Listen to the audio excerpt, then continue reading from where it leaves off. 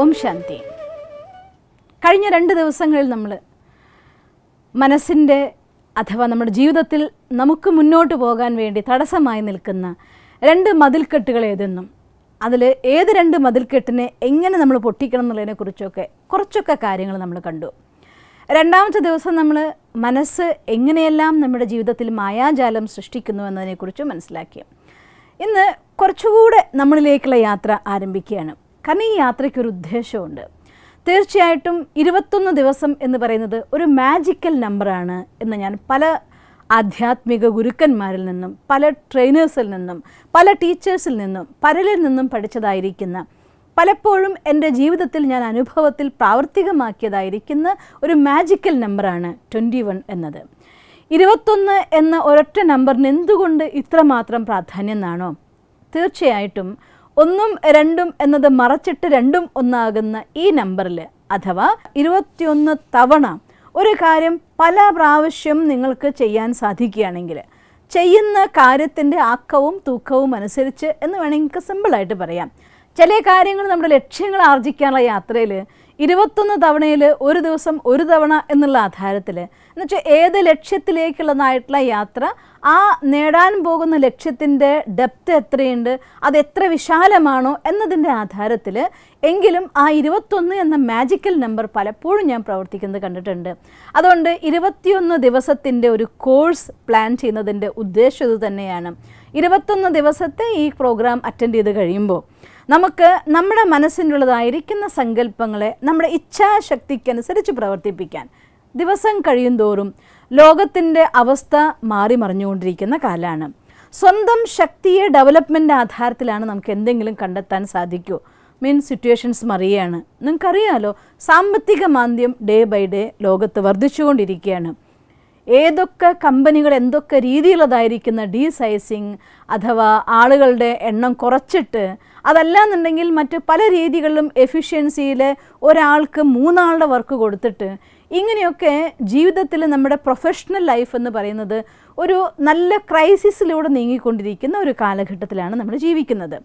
മറുവശത്ത് ചിന്തിച്ചാൽ പേഴ്സണൽ റിലേഷൻസിൻ്റെ ഉള്ളിൽ മനുഷ്യൻ്റെ സ്ട്രെസ്സും ടെൻഷനും ഭയവും ഒക്കെ വർദ്ധിക്കുന്നതിനനുസരിച്ച് അവരുടെ ഇമോഷൻസിൻ്റെ മേലെ കൺട്രോൾ ചെയ്യാൻ പറ്റാതായി പോകുന്നു.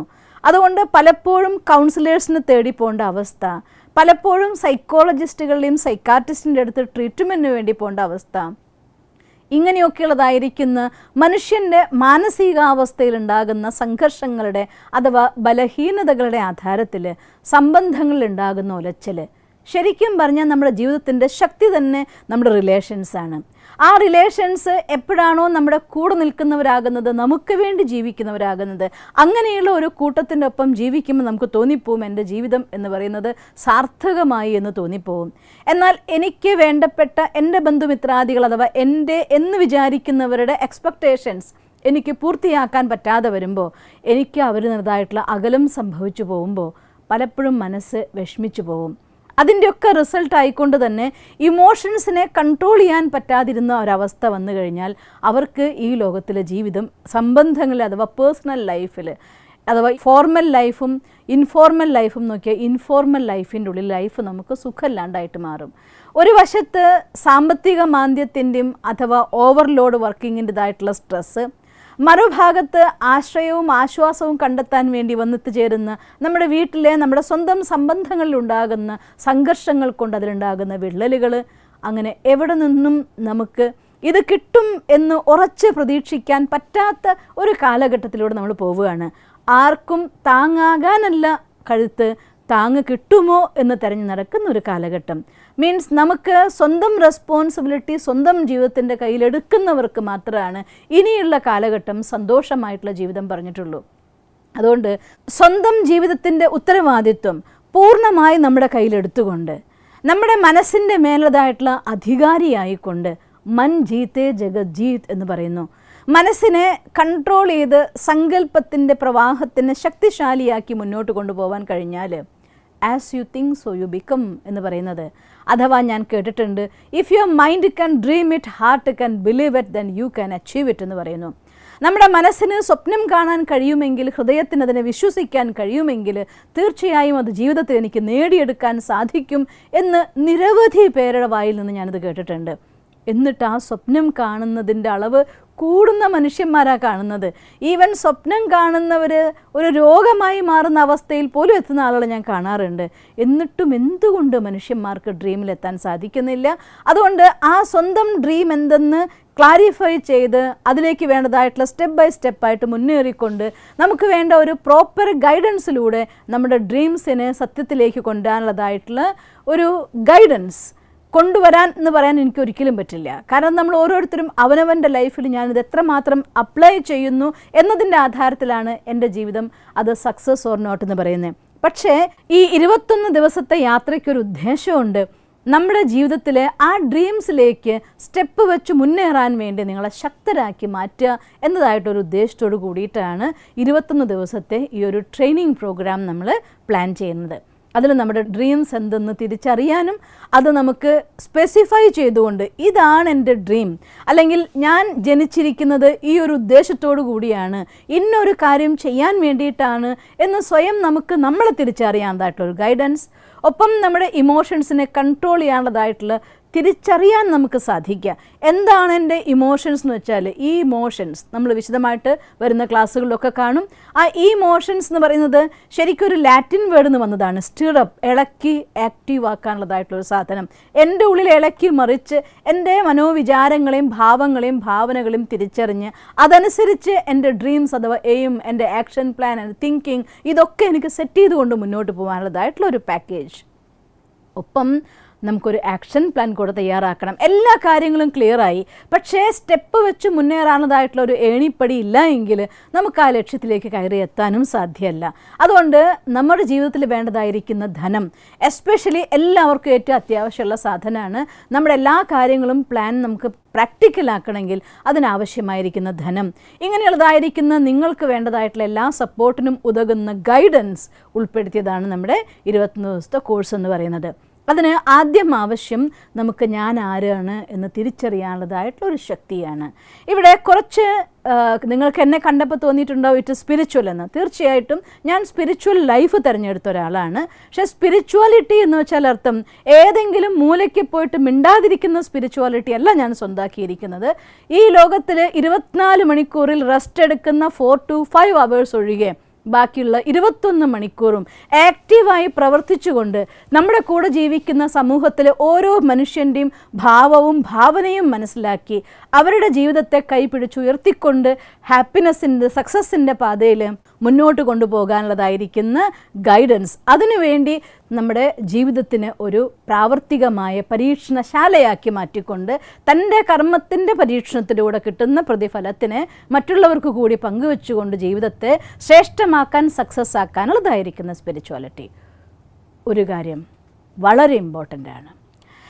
നിങ്ങൾ സ്പിരിച്വൽ ലൈഫാണെങ്കിലും സ്പിരിച്വാലിറ്റി എനിക്ക് ഇഷ്ടമേ അല്ല എന്ന് പറയുന്ന 100% അതല്ലാത്തൊരു ലൈഫ് എനിക്ക് വേണമെന്ന് ആഗ്രഹിക്കുന്നുണ്ടെങ്കിലും ഒരു കാര്യം എനിക്കറിയാം, നമ്മളെന്നുള്ളതായിരിക്കുന്ന എല്ലാ വ്യക്തിത്വത്തിൻ്റെ ഉള്ളിലും 2 പാർട്ട് അതെല്ലാവർക്കും അറിയുന്നതാണ്. ഒന്ന് നമ്മുടെ മനസ്സെന്ന പാർട്ട് അഥവാ നമ്മുടെ ഇൻറ്റേർണൽ പേഴ്സണാലിറ്റി, മറ്റൊന്ന് നമ്മുടെ ബാഹ്യമായിരിക്കുന്ന ശാരീരികമായിരിക്കുന്ന വ്യക്തിത്വം. ഈ 2 വ്യക്തിത്വവും ഡെവലപ്പ് ചെയ്യുന്നത് ഒന്നും ഒന്നിൽ നിന്ന് വ്യത്യസ്തമല്ല. അകത്തിരിക്കുന്ന ശക്തി പോയി കഴിഞ്ഞാൽ ഈ പുറത്ത് കാണുന്ന സാധനം അതെത്ര പെർഫെക്റ്റ് ആണെങ്കിലും, ഡെയിലി ജിമ്മിന് പോയി ഡെവലപ്പ് ചെയ്തെടുത്തായിട്ടുള്ള മസിൽസ് ഉണ്ടെങ്കിലും, നിങ്ങൾക്ക് കാണാൻ അത്രയും അതിസുന്ദരമായിരിക്കുന്ന കറക്റ്റായിട്ടുള്ള ഹൈറ്റും വെയ്റ്റും കളറും എല്ലാം നിങ്ങൾക്കുണ്ടെങ്കിലും ഒരു നിമിഷം അതിനുള്ളിലെ ചൈതന്യം അവിടെ അവസാനിച്ചു, അഥവാ നിങ്ങളുടെ സൂക്ഷ്മമായിരിക്കുന്ന ആന്തരിക വ്യക്തിത്വം അതിൽ നിന്ന് പുറത്തു പോയി കഴിഞ്ഞാൽ പിന്നെ അതൊന്നിനും കൊള്ളാത്തതാവുകയാണ്. എന്തുകൊണ്ടാണ്? ഇത് ഒരിക്കലും പൂർണ്ണമായിട്ട് ആധാരമല്ല. എന്നാൽ ഇതിന് വാല്യൂ ഇല്ലേ? തീർച്ചയായിട്ടും ഉണ്ടല്ലോ. ഈ ഒരു സാധനം ഇല്ലായിരുന്നുവെങ്കിൽ എനിക്കിന്ന് നിങ്ങളോട് ഇങ്ങനെ സംസാരിക്കാൻ സാധിക്കുമായിരുന്നു. എൻ്റെ മനസ്സിലെ ഭാവത്തിനെയും ഭാവനയും നിങ്ങളിലേക്ക് പകർന്നു തരാൻ സാധിക്കുമായിരുന്നു. എൻ്റെ അനുഭവങ്ങളെ നിങ്ങളുമായിട്ട് എനിക്ക് പങ്കുവെക്കാൻ സാധിക്കുമായിരുന്നു? ഒരിക്കലുമില്ല. അതുകൊണ്ട് ഈ ശരീരത്തിന് അതിൻ്റെ പ്രാധാന്യമുണ്ട്. എന്നാൽ ഈ ശരീരത്തിന് മാത്രം പ്രാധാന്യമല്ല, ഇതിൻ്റെ ഉള്ളതായിരിക്കുന്ന ആന്തരികമായിരിക്കുന്ന ശക്തിക്കും അതിന് തുല്യമായിരിക്കുന്ന പ്രാധാന്യമുണ്ട്. അതുകൊണ്ട് തന്നെയാണ് ഇന്നത്തെ ലോകത്തെ മനുഷ്യന്മാർ നമ്മുടെ മനസ്സിൻ്റെ മേലെ കൺട്രോളിങ് കൊണ്ടുവന്ന് നമുക്ക് ലൈഫായി, ഇമോഷൻസിന് മേലെ കൺട്രോൾ ചെയ്ത് നമുക്ക് ലൈഫായി. IQ-വിനേക്കാൾ കൂടുതൽ ഇമ്പോർട്ടൻസ് EQ ആണ്. EQ ഡെവലപ്പ് ചെയ്യൂ, ജീവിതം സക്സസ്സിലേക്ക് പോകൂ എന്നൊക്കെ പറയുന്നത്. കാരണം മറ്റൊന്നുമല്ല, ഇത് രണ്ട് ബാലൻസ്ഡ് ആയിരിക്കുന്ന പേഴ്സണാലിറ്റി ആയിരിക്കണം, ഇൻറ്റേർണൽ ആൻഡ് എക്സ്റ്റേണൽ. ആന്തരികമായിരിക്കുന്ന ചിന്തകൾ കൊണ്ട് മാത്രം ഒരിക്കലും ജീവിതം വരാറില്ല. എന്നാൽ ചിന്തകൾ ഏതോ തലത്തിലേക്ക് പറത്തി വിട്ടിട്ട് എൻ്റെ കഠിനാധ്വാനം കൊണ്ട് മാത്രം ഞാൻ നേടും എന്ന് വിചാരിക്കുന്നു, അതും മണ്ടത്തരാണ്. രണ്ടിൻ്റെയും ബാലൻസ്ഡ് സ്റ്റെപ്പിംഗ് ആണ് നമ്മുടെ ലൈഫിൻ്റെ സക്സസ്. മനസ്സിലെ ചിന്തകളുടെ മേലെ നിയന്ത്രണം വേണം. എനിക്ക് പ്ലാൻ ചെയ്യാൻ പറ്റണം, എൻ്റെ ജീവിതം ഇന്നത്തെ ദിവസം ഞാൻ എങ്ങോട്ട് കൊണ്ടുപോകും, എന്ത് ചെയ്യും, ആരോട് ഞാൻ സംസാരിക്കും, ഞാൻ എൻ്റെ ലൈഫിൽ ഇന്നത്തെ ഒരു ദിവസം കൊണ്ട് എൻ്റെ ജീവിതത്തിലേക്കുള്ളതായിട്ടുള്ള ഗോളിലേക്കുള്ള യാത്രയിൽ 1% കൊണ്ടുവരാൻ വേണ്ടി ഞാൻ എന്ത് ചെയ്യുമെന്ന് പ്ലാൻ ചെയ്യാൻ പറ്റണം. അത് നമ്മുടെ മൈൻഡിൻ്റെ ഡ്യൂട്ടിയാണ്. അത് പ്ലാൻ ചെയ്യാനിരിക്കുമ്പോൾ എനിക്ക് അവരോട് സംസാരിക്കാതിരിക്കാൻ പറ്റില്ല, എനിക്ക് ഈ പ്രോഗ്രാം കാണാതിരിക്കാൻ സാധ്യമല്ല, അയ്യോ ഈ സമയത്ത് ഞാൻ എനിക്ക് വേണ്ടി ചിലവഴിച്ചാൽ മറ്റുള്ളവർ എന്നെക്കുറിച്ച് എന്ത് വിചാരിക്കും. ഇങ്ങനെ സ്വന്തം ചക്രത്തിൻ്റെ ഉള്ളിൽ നിന്ന് പുറത്ത് കടക്കാൻ വേണ്ടി നമ്മളെ അറിയേണ്ടത് അനിവാര്യമായിരിക്കുന്ന ഘടകമാണ്. ഇന്ന് ഞാൻ നിങ്ങൾക്ക് ആ സീക്രട്ട് നിങ്ങളുടെ മുന്നിൽ തുറന്നു തരികയാണ്. നമ്മൾ ശരിക്കും ഒന്ന് ആലോചിച്ച് നോക്കിയാൽ ഇത് വളരെ സിമ്പിളായിട്ടുള്ളൊരു ഫാക്ടറാണ്. കേട്ടാൽ നിങ്ങൾക്ക് ഈസിലി മനസ്സിലാക്കാൻ വേണ്ടി ഞാൻ പറഞ്ഞുതരികയാണ്.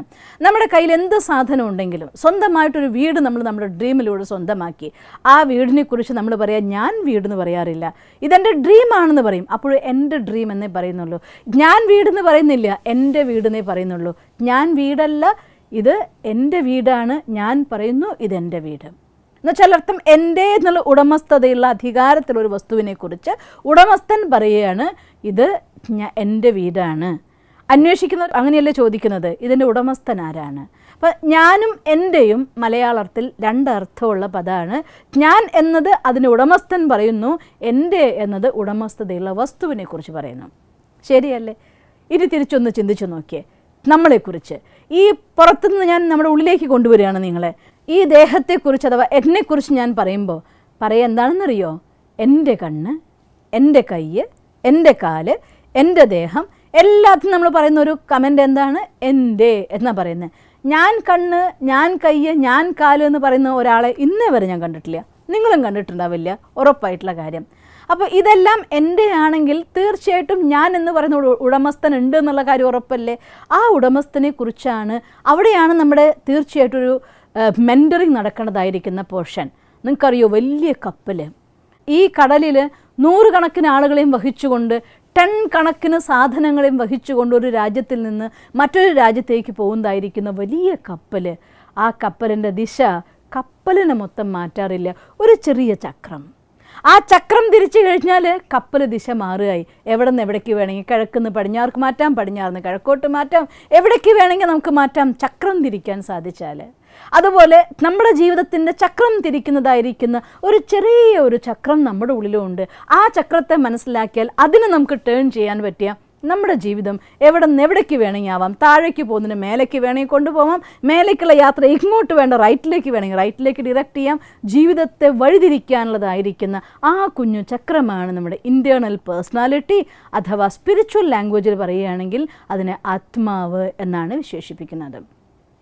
അതുകൊണ്ടാണ് ഒരു മനുഷ്യൻ്റെ ചിന്തകളുടെ ആകത്തുകയാണ് അവൻ്റെ ജീവിതം തന്നെ. നമ്മളിപ്പോൾ പല പരീക്ഷണ നിരീക്ഷണങ്ങൾ ഞാൻ ഓർത്തു പോകും. ജപ്പാനിലെ ശാസ്ത്രജ്ഞനായിരുന്ന ഡോക്ടർ ഇമോട്ടോ, അദ്ദേഹത്തിൻ്റെ ഒരു പരീക്ഷണ നിരീക്ഷണങ്ങളുടെ ഒരു വീഡിയോ നെറ്റിൽ നോക്കിയാൽ നിങ്ങൾക്കും കാണാവുന്ന കാര്യമുള്ളൂ. ചില സ്ഥലങ്ങൾ ഞാൻ വാട്ടർ കോൺഷ്യസ് എന്ന് കണ്ടു, ചില സ്ഥലങ്ങൾ വാട്ടർ ടോക്സ് എന്ന് കണ്ടു. എടുത്തു നോക്കിയാൽ നമുക്ക് മനസ്സിലാക്കാൻ പറ്റും മനുഷ്യൻ്റെ ചിന്തകൾ വെള്ളത്തിൽ എന്തുമാത്രം പ്രഭാവമാണ് ഉണ്ടാക്കുന്നത്. നമ്മുടെ കുടിക്കുന്നതായിരിക്കുന്ന വെള്ളം, കഴിക്കുന്ന ആഹാരം, ഇതെല്ലാം നമ്മുടെ ശരീരത്തിൽ നമ്മുടെ ഡ്രീം അനുസരിച്ചതായിട്ടുള്ള എനർജി ക്രിയേറ്റ് ചെയ്യുന്നുണ്ട്, വൈബ്രേഷൻ ക്രിയേറ്റ് ചെയ്യുന്നുണ്ട്.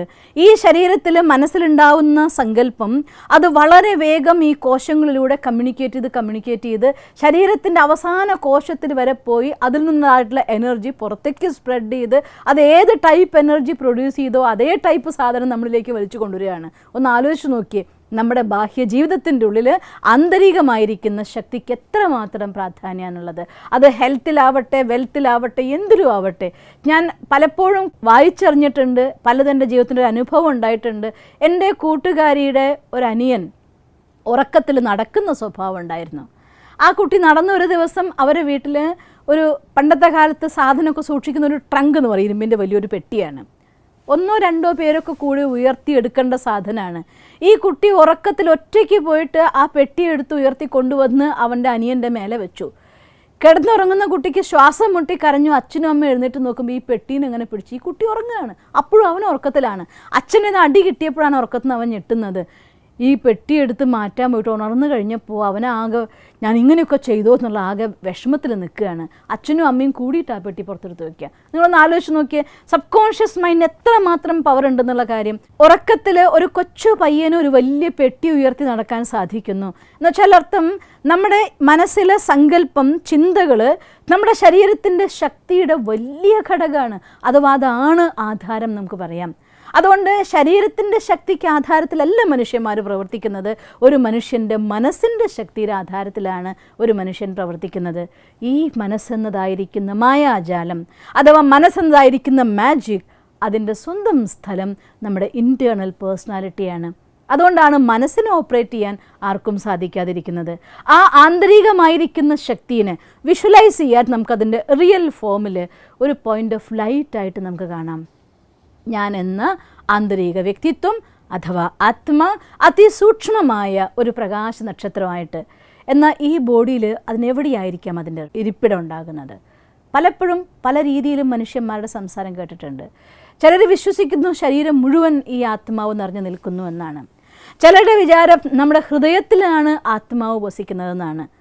പല ഫിലോസഫികളിലും പലതും പറയുന്നുണ്ട്. ഒന്ന് ലോജിക്കായി നമുക്ക് ചിന്തിച്ച് നോക്കിയാലോ.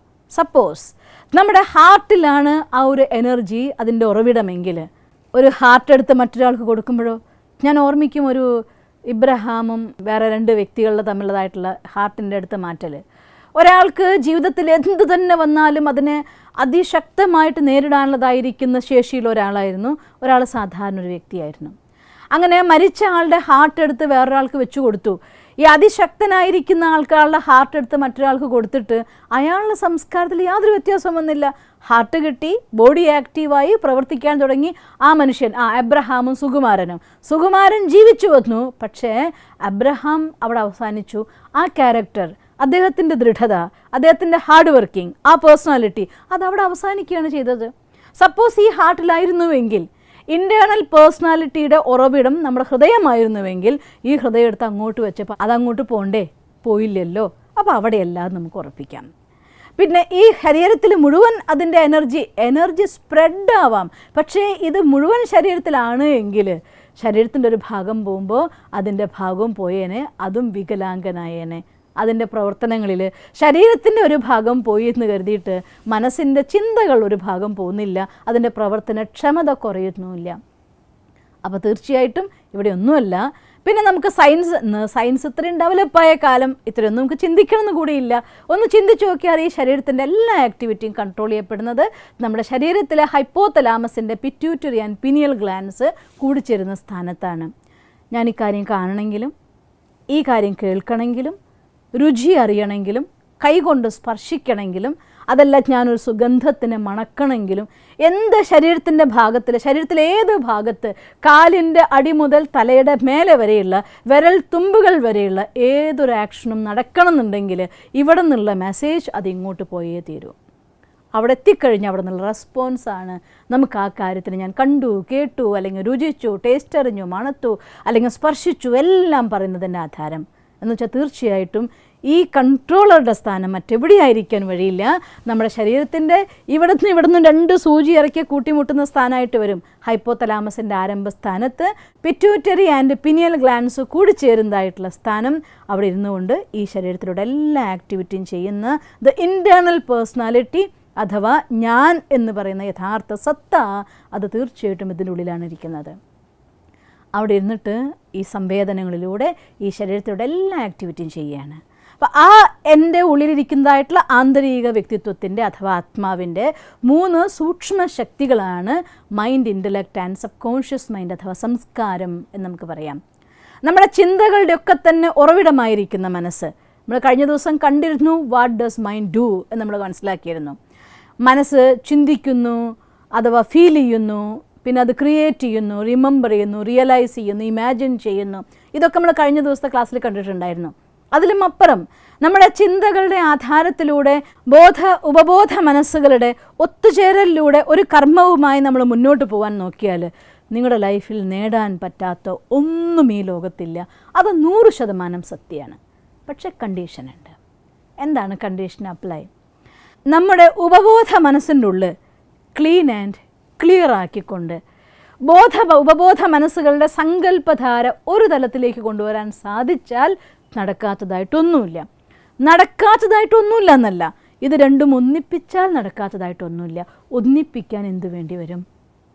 നമ്മുടെ ഉപബോധ മനസ്സിൻ്റെ ഉള്ളിലെ റെക്കോർഡഡ് ഫയൽസ്. ഒരു കുഞ്ഞ് ഈ ഭൂമിയിലേക്ക് ജനിച്ചു വരുന്ന സമയത്ത് നമ്മുടെ ആന്തരിക വ്യക്തിത്വത്തിൻ്റെ 2ാമത്തെ ഭാഗമായിരിക്കുന്ന ബുദ്ധി അതതിൻ്റെ ഫോർമേഷൻ നടക്കുന്നുണ്ടാവുള്ളൂ. നമുക്കൊരു സിമ്പിൾ ഉദാഹരണം പറഞ്ഞാൽ, ഈ ബാഡ്മിൻ്റൺ കളിക്കുന്ന സമയത്ത് ഞാൻ കണ്ടിട്ടുണ്ട് കളിക്കാർ പലരും ഷട്ടിൽ ബാറ്റ് അല്ലെങ്കിൽ ബാഡ്മിൻ്റനൊക്കെ കളിക്കുമ്പോൾ സർവ് ചെയ്ത ശേഷം ആ ബോളിൻ്റെ സ്ക്വയറിൽ എന്തെങ്കിലും ഒരു ചെറിയ വ്യത്യാസം വന്നിട്ടുണ്ടെങ്കിൽ അവരെ കൈകൊണ്ട് ഇങ്ങനെ അവരതിനെ മാറ്റി അതിനെ വീണ്ടും അതിൻ്റെ സ്ഥാനത്തേക്ക് കൊണ്ടുവരുന്നത് കാണാം. മീൻസ് സപ്പോസ് അതിൻ്റെ ഹോൾസിൽ എന്തെങ്കിലും വലിപ്പ ചെറുപ്പത്തിൽ വ്യത്യാസം വന്നാൽ അഥവാ സർവ് ചെയ്യുമ്പോഴതായിട്ടുള്ള ബോളിൻ്റെ ഫോഴ്സിൽ അതിലെ സ്ക്വയറിൽ എന്തെങ്കിലും ഡിഫറൻസ് വന്നു കഴിഞ്ഞാൽ ആ ബോൾ അതിൽ സ്റ്റക്കായാൽ അവരുടെ ചാൻസ് മിസ്സാവും. അതില്ലാതിരിക്കാൻ ഓരോ പ്രാവശ്യം അടിക്കുമ്പോഴും നിങ്ങൾ കളി കണ്ടു നോക്കിയാൽ അറിയാം, വിരൽ കൊണ്ട് പതുക്കെ അതിനെ ടച്ച് ചെയ്ത് നോക്കും അത് അക്യൂറേറ്റ് അല്ലേ, അതിൻ്റെ സ്ഥാനത്തില്ലേ എന്ന്. നമ്മുടെ ജീവിതത്തിലേക്ക് വരുമ്പോൾ ശരിക്കും ഒരു ഷട്ടിൽ ബാറ്റ് കളിക്കാനുള്ളതായിട്ടുള്ള ബാറ്റിൻ്റെ ഒരു നെറ്റ്വർക്കിൻ്റെ ഫോർമേഷൻ നടക്കാത്ത ബ്രാക്കറ്റ് പോലെയാണ് ശരിക്കും നമ്മുടെ ഇൻ്റലക്റ്റിൻ്റെ അവസ്ഥ. ജീവിതത്തിൽ നമ്മൾ സ്വീകരിക്കുന്ന ഇൻഫോർമേഷൻസ് അനുസരിച്ച് നമ്മുടെ ഉള്ളിൽ വന്നു ചേരുന്നതായിരിക്കുന്ന അനുഭവങ്ങളുടെയും അനുഭൂതികളുടെയും ആകത്തുകയായിട്ട് റെക്കോർഡ് ചെയ്യപ്പെടുന്നതായിട്ടുള്ള ഫാക്ടേഴ്സ്, ആ ഇൻഫോർമേഷൻസിൻ്റെ ആധാരത്തിലാണ് ആ നെറ്റ്വർക്കിൻ്റെ ഫോർമേഷൻ നടക്കുന്നത്. അത് പഴയ കാലത്തൊക്കെ പറയുകയാണെങ്കിൽ ഇത്ര ഫാസ്റ്റായിട്ട് ടെക്നോളജി നമ്മൾ അറിയില്ലായിരുന്നു. ഇപ്പോൾ എനിക്ക് പലപ്പോഴും അത്ഭുതം തോന്നാറുണ്ട്. എൻ്റെ കയ്യിലൊരു മൊബൈലുണ്ട്. ആ മൊബൈലിൻ്റെ പല പാരാമീറ്റേഴ്സും എന്നേക്കാൾ കൂടുതൽ എൻ്റെ കൂടുതൽ ചെറിയ കുട്ടികൾക്കാണ് അറിയുന്നത്, എനിക്കല്ല അറിയുന്നത്. പക്ഷേ പഴയ കാലത്ത് അങ്ങനെയായിരുന്നില്ലല്ലോ. അതുകൊണ്ട് ടെക്നോളജിയുടെ ആധാരത്തിലൂടെ ഇൻഫോർമേഷൻ കൂടുതൽ വേഗത്തിൽ കിട്ടുന്നതിനനുസരിച്ച് അതിൻ്റെ ആ ഒരു നെറ്റിൻ്റെ ഫോർമേഷൻ കുറച്ച് ഫാസ്റ്റായി നടക്കും. അതല്ലായിരുന്നുവെങ്കിൽ പണ്ടത്തെ കാലത്ത് നമ്മൾ പറയുകയാണെങ്കിൽ 5 വയസ്സ്, 10 വയസ്സ്, 15 വയസ്സ്, മീൻസ് ഓരോരോ 5 വർഷം കഴിയുന്നതിനനുസരിച്ചാണ് അതിൻ്റെ ആ ഒരു സ്ട്രോങ് ലെയേഴ്സ് അഥവാ അതിൻ്റെ നെറ്റിൻ്റെ ഫോർമേഷൻ നടക്കുന്നത്. അതുകൊണ്ട് ഒരു 10-18 വയസ്സാകുമ്പോഴത്തേക്കൊക്കെ പഴയ കാലത്തെ കുട്ടികൾ ഒരുവിധം ജീവിതത്തിൽ ഒരു തീരുമാനം പറയാനും കാര്യങ്ങൾ മനസ്സിലാക്കാനും അറിയാനും പറ്റുന്ന അവസ്ഥയിലൊക്കെ എത്തുന്നുണ്ടായിരുന്നുള്ളൂ. ഇന്ന് കാലം മാറി മറിഞ്ഞു. ഇന്ന് 10-12 വയസ്സായിട്ടുള്ള കുട്ടികൾ കൂടി അക്യുറേറ്റ് ആയിട്ടുള്ള ഡിസിഷൻ പറയുന്ന രീതിയിലേക്ക് എത്തി. എന്താ റീസൺ? ഇന്ന് അവരുടെ ബുദ്ധിയുടെ നെറ്റ്വർക്കിൻ്റെ ഫോർമേഷൻ വളരെ ഫാസ്റ്റായി നടക്കുകയാണ്. അങ്ങനെ നമ്മുടെ ജീവിതത്തിൽ കിട്ടുന്ന കേട്ട, പഠിച്ച, അറിഞ്ഞ അഥവാ അനുഭവിച്ച അനുഭൂതികളുടെ ആധാരത്തിൽ, അനുഭവങ്ങളുടെയും അറിവുകളുടെയും ആധാരത്തിൽ ഫോം ചെയ്യപ്പെട്ടതായിരിക്കും നമ്മുടെ ബുദ്ധിയുടെ നെറ്റ്വർക്കും ആ അനുഭവങ്ങളുടെ ആകത്തുകയായി നമ്മുടെ സംസ്കാരത്തിൽ ഡെവലപ്പ് ചെയ്യപ്പെടുന്ന ലെയേഴ്സും. ലൈഫിനെ മാറ്റിമറിക്കുന്ന ഘടകങ്ങൾ ഇതൊക്കെ തന്നെയാണ്. ഒരു ഹ്യൂമൻ പേഴ്സണാലിറ്റിയെക്കുറിച്ച് ഞാൻ കേട്ടിട്ടുണ്ട്.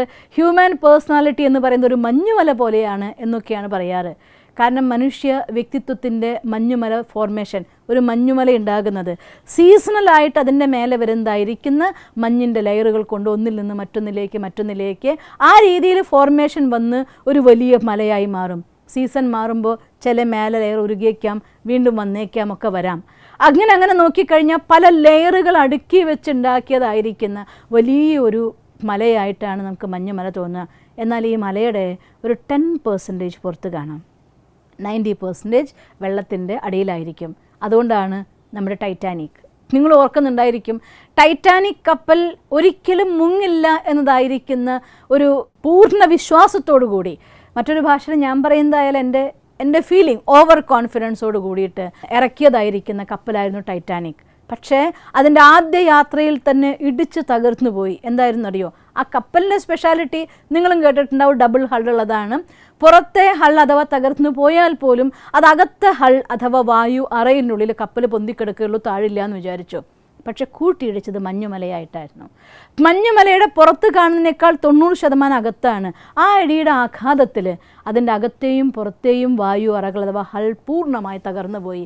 അതുകൊണ്ടായിരുന്നു ടൈറ്റാനിക് അത് മുങ്ങിപ്പോയത്.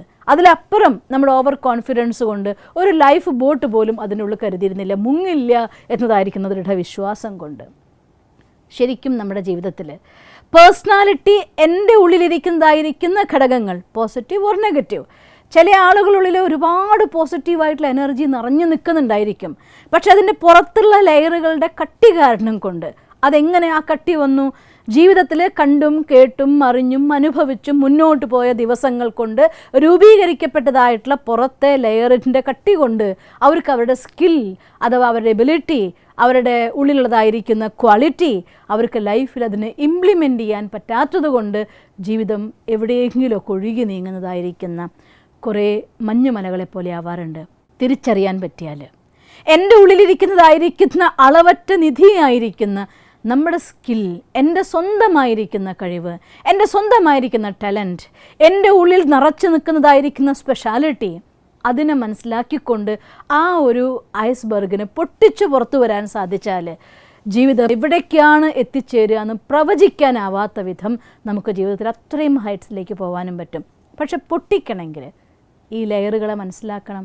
എന്തൊക്കെയാണ് നമ്മുടെ മനുഷ്യ വ്യക്തിത്വത്തിൻ്റെ ലെയറുകൾ എന്ന് ഞാൻ ചുരുക്കം നിങ്ങൾക്കെന്ന് പറഞ്ഞു തരികയാണ്.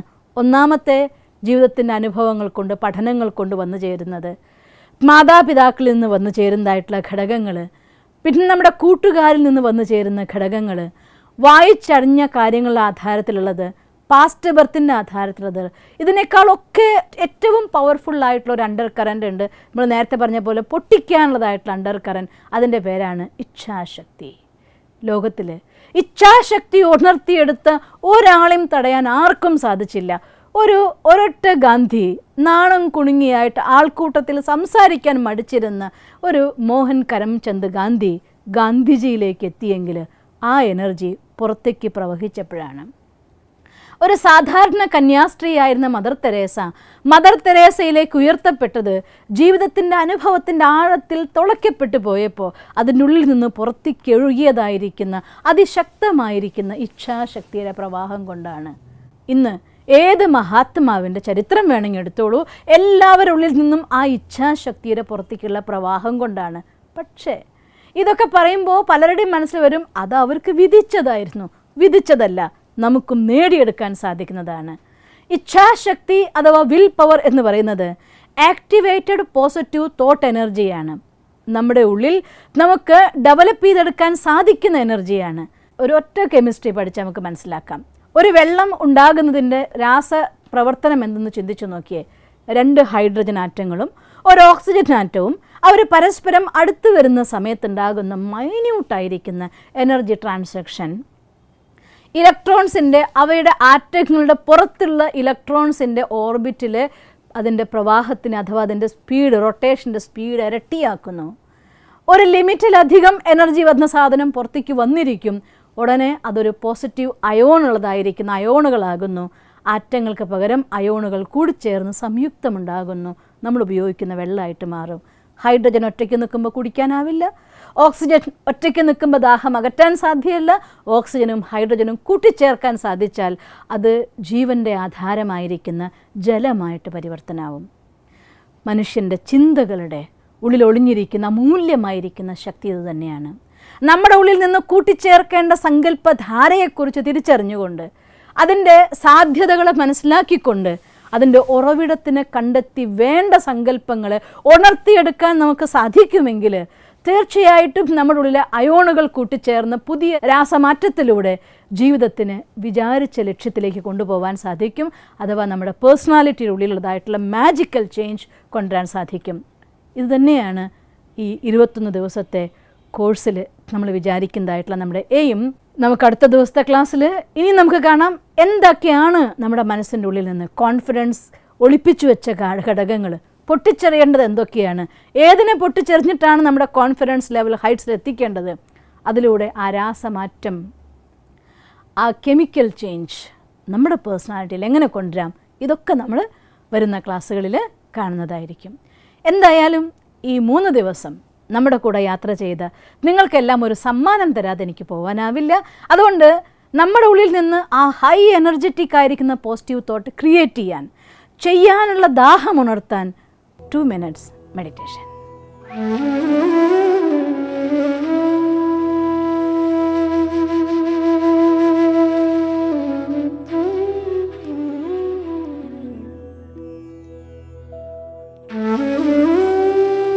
ഓം ശാന്തി.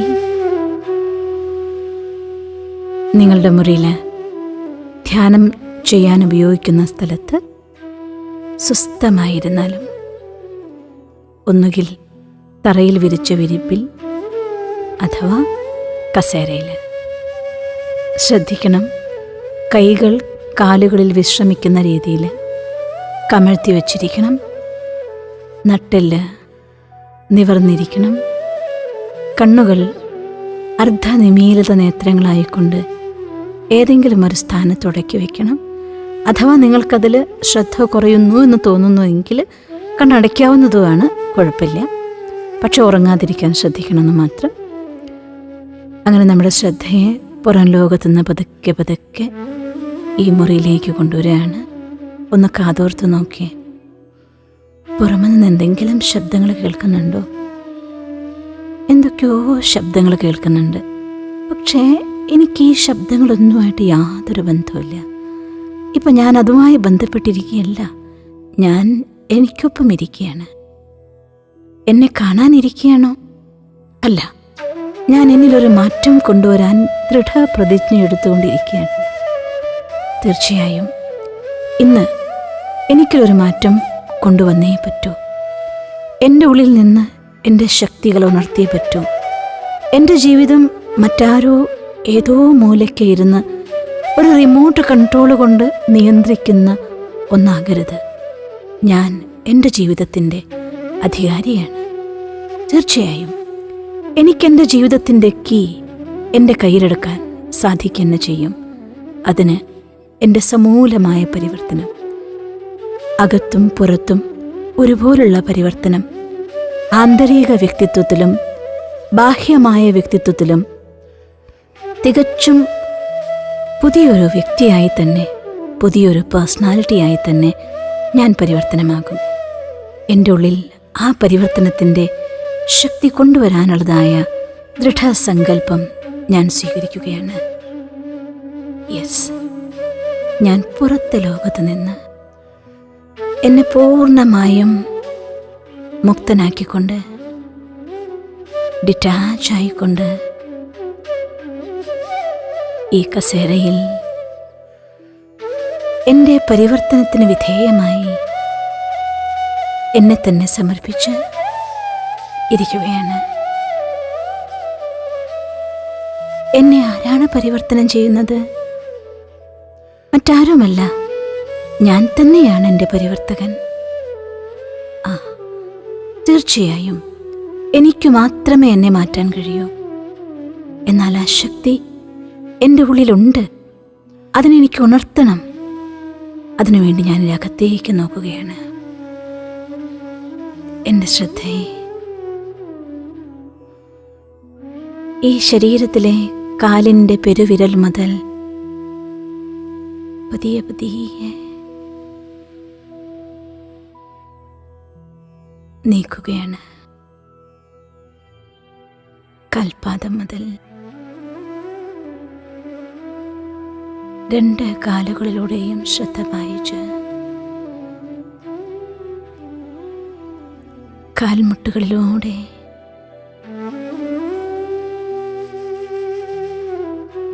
തുടകളിലൂടെ അരഭാഗത്തിലൂടെ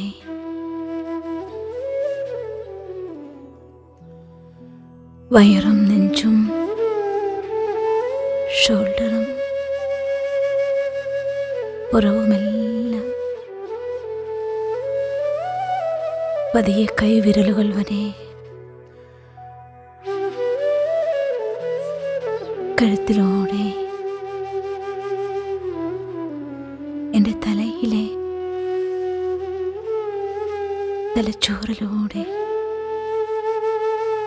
മുഖത്തെ പേശികളിലൂടെ,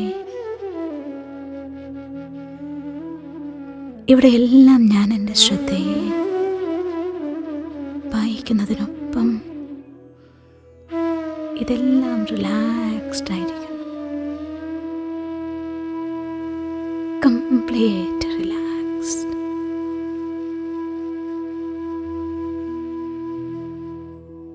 പതിയെ ഞാൻ എൻ്റെ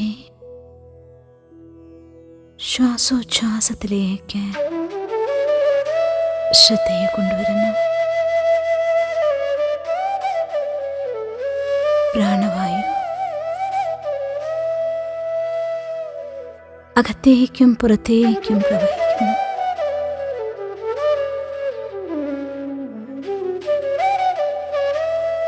എൻ്റെ ശ്രദ്ധ ശ്വാസത്തിനൊപ്പമാണ്.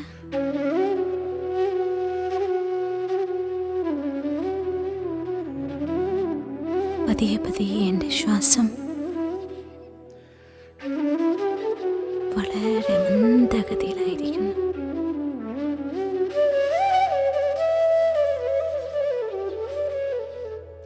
ഞാൻ complete relaxed.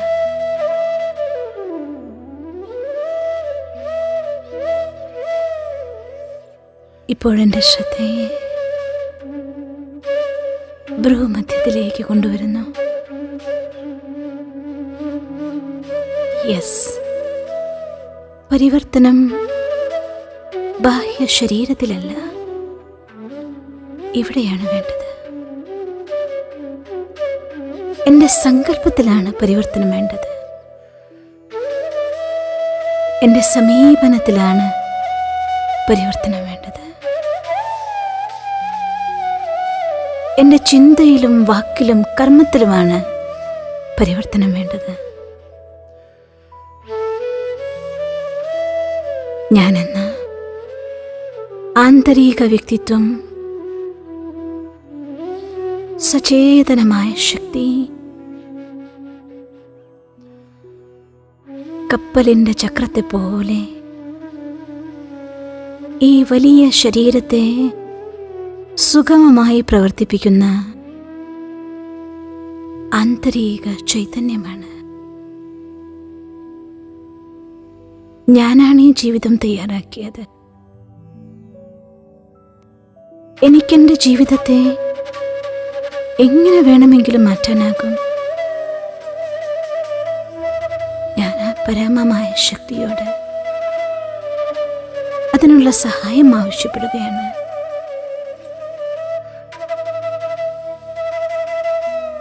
The Supreme Light.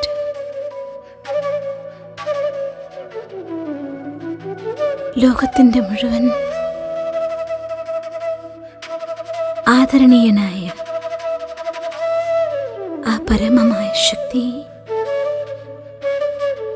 ഒരു സ്വർണ്ണ നക്ഷത്രമായി എൻ്റെ മുന്നിലെത്തിയിരിക്കുന്നു.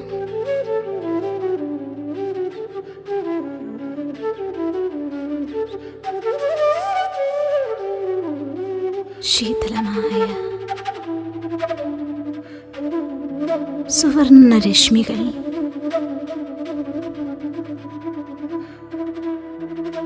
എൻ്റെ ശിരസ്സിലൂടെ അകത്തേക്ക് പ്രവേശിച്ച്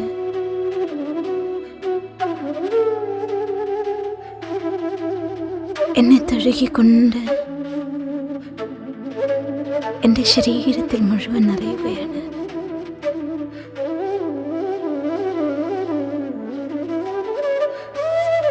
നീ മഹാനാണ്, നീ ശക്തിശാലിയാണ്. ഈ സ്വർണ്ണ കിരണങ്ങൾ എനിക്ക് തരുന്ന സന്ദേശം ഇതാണ്. യെസ്, ഞാൻ മഹാൻ തന്നെയാണ്, ഞാൻ ശക്തിശാലിയാണ്. എൻ്റെ ജീവിതത്തെ മാറ്റാനുള്ള ശക്തി തീർച്ചയായും എനിക്കുണ്ട്. എൻ്റെ ജീവിതത്തിലെ എല്ലാ പ്രതിസന്ധികളും എനിക്ക് മുന്നോട്ട് കുതിക്കാനുള്ള ചവിട്ടുപടികൾ മാത്രമാണ്. ഞാൻ ഇവയിൽ നിന്നെല്ലാം തന്നെ എനിക്ക് വേണ്ട പാഠം പഠിച്ച് കുതിച്ചുയരുന്നതാണ്. എൻ്റെ ജീവിതത്തെ മാറ്റിമറിക്കാനുള്ള ശക്തി അതെൻ്റെ ഉള്ളിൽ തന്നെയാണ്. എൻ്റെ ഉള്ളിൽ നിന്നും അതിശക്തമായ സുവർണ്ണ കിരണങ്ങൾ എൻ്റെ ജീവിതത്തിൻ്റെ എല്ലാ വഴികളിലേക്കും പ്രവഹിക്കുന്നു. Yes, I can do it. Yes, I can change it. Yes, I can achieve it. I am successful. I am successful. I can do it. I can change myself. ഞാൻ ആ സുവർണ്ണ കിരണങ്ങളെ എൻ്റെ ശക്തിയായി എന്നിലേക്ക് ആഹ്വാനം ചെയ്യുകയാണ്.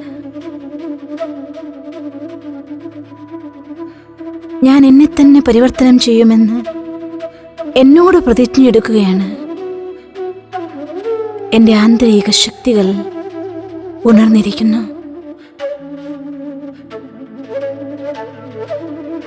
എനിക്കെന്തും നേടാനാകും.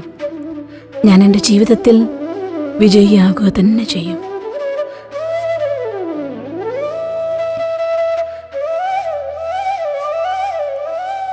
അടുത്ത നിമിഷം നിങ്ങൾ നിർത്തരുത്. കുറച്ചു സമയം കൂടിയിരുന്ന ശേഷം ആ സ്വർണ്ണകിരണങ്ങളെ ശരീരത്തിന് ചുറ്റുമൊരു പ്രഭാമണ്ഡലമായി ആവാഹിച്ചുകൊണ്ട് ഇന്ന് നമ്മുടെ പരിവർത്തനത്തിൻ്റെ യാത്ര ഒരു സ്റ്റെപ്പ് കൂടി മുന്നോട്ട് വയ്ക്കുകയാണ്. അതുകൊണ്ട് ഇന്ന് എൻ്റെ എല്ലാ ചുവടുകളിലും നിർബന്ധമായും ഞാൻ ജയിച്ചിരിക്കും, ഞാൻ ചെയ്തിരിക്കും, ഞാൻ പരിവർത്തനം കൊണ്ടുവന്നിരിക്കും എന്ന ദൃഢസങ്കല്പത്തോടെ ആരംഭിക്കണം. Thank you. All the best.